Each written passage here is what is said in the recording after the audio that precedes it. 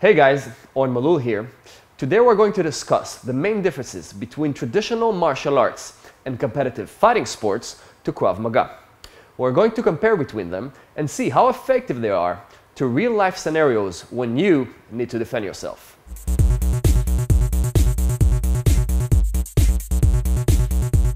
Okay guys, our next move is going to be a very classic hand grab. We're going to show what I personally learned in classic Krav as a child and as an adult, and what do I teach right now in my school.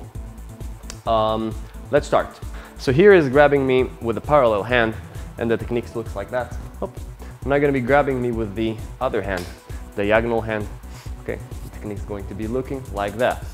You're going to be holding with two hands up, two hands up. Now pay attention what happened here. He was grabbing with parallel hand and I did one technique. That means I went with my own elbow towards his hand, okay? Then he grabbed with the other hand and I did a completely different technique, even though it's not a complicated one. But here what I did is sliding towards the opening, which the concept is true, but soon we're gonna show you how we upgraded it. Two hands up, right? One, two hands down. That's actually similar. And then we have what we call two hands from down when the forearms are together, when I'm grabbing from here and going here. Okay, now let's see what we're teaching in our school. Grab me with whatever hands you want. Grab me with whatever hands you want. Okay, one more time. Yeah, I can go from here. You can also add an elbow from here. So pay attention, I'm repeating the same technique. And this is an important concept in Krav Maga. What we want is minimum defense against maximum attack. So instead of, when he's grabbing me, to think, oh, should I go with elbow to elbow or should I go towards the opening? We just go with the one technique that's going to work. And also think about it, guys. Naturally, if you're holding me one hand and the attacker, we assume that he's usually stronger and bigger. Imagine Leo here, which is tall and strong, holding a woman, and she's trying to do this defend. More likely, she's going to try to use her free hand, of course, if she can, to perform the move. And this is important to mention that those techniques are not to neutralize and escalate the situation. It's simply to release the hold. Maybe it happened in a bar, in a club, a public place that you do not want to escalate and create violence. Okay, so one technique different than we can say three techniques that we had in classic Krav, which is 1, 2, and then two hands up and down, which is the same technique, just opposite, and one more, so 4 techniques. Hip, right? And we have one technique that all we do, does not matter how he holds me, I'm always gonna go hold my own hand and pull up towards my thumb, give an elbow, hop, give an elbow, give an elbow. Okay, down here I do not need to give an elbow, I can open a little bit, but it's the same concept. Thumbs, his thumbs now are down because he switched the hold, and I'm gonna go down. So guys, all we want here is to understand the map of thinking, the concepts in Krav Maga. Instead of learning a lot of defenses and techniques, and in real life situation think, oh, which technique is that one? And it will take too long, too much information to process. You have one technique that works on the same principle. What is the principle that we did here? Leo, please show your hand.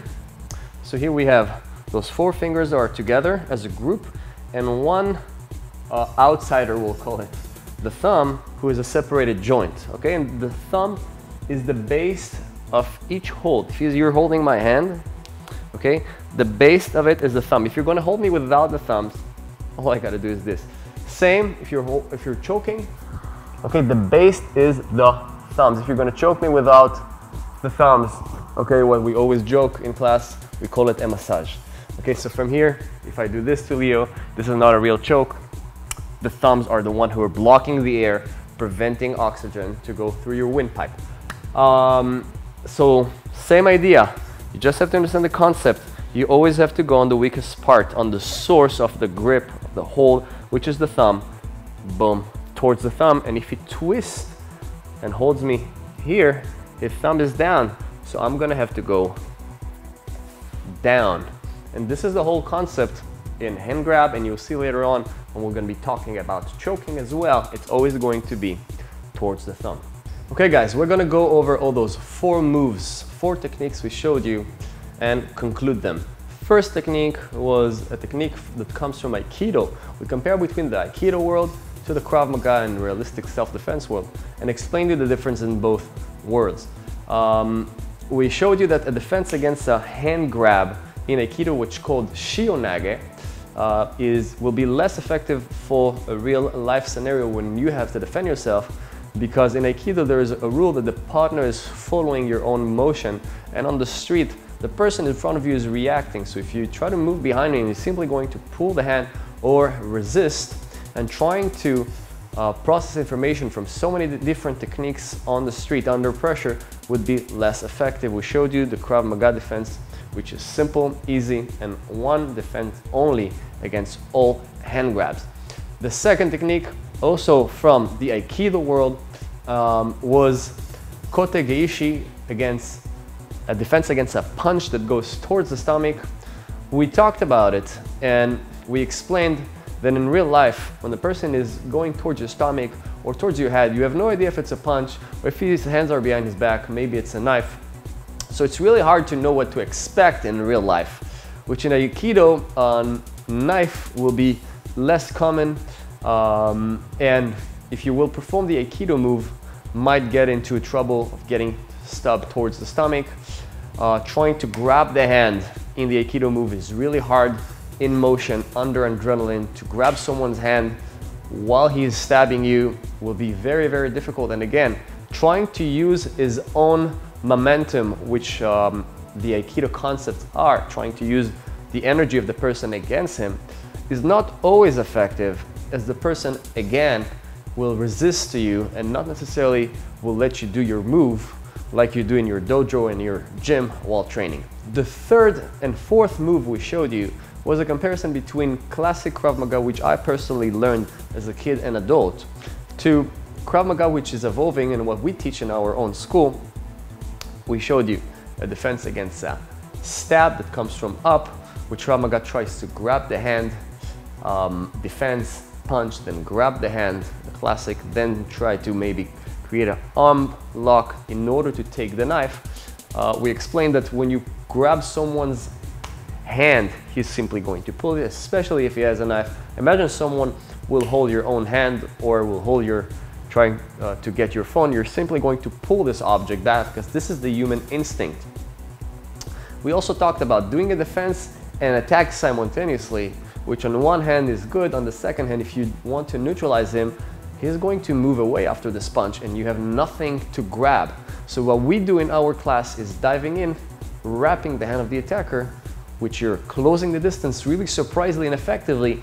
He's not going to be able to pull the hand because you're already wrapped the hand that he's attacking, continuing with your own attacks. So what I believe in is, guy, instead of defending and attacking simultaneously, first take care of the threat. Right? If you can attack simultaneously, is great, but sometimes you're not able to because you have to take care of the threat first, then you're going to go and attack. So first, a priority is to neutralize the threat, make sure it's not getting to you. Fourth technique we showed you guys was very simple defense against hand grab that comes from classic Krav. Then we showed you again what we teach in our own school. One technique what we teach in our school compared to 4 different techniques that classic Krav Maga has. So what the idea is showing you that even in the Krav Maga world, which was evolving from, of course, taking from different martial arts and trying to make it real, even the Krav Maga world, you have to be open-minded, learn from anyone around you, and always try to implement the most effective techniques to daily life threats. Thank you guys for joining our Krav Maga class. You guys can stay tuned and check out our Facebook and YouTube page and learn more Krav Maga tips and lessons. Thank you.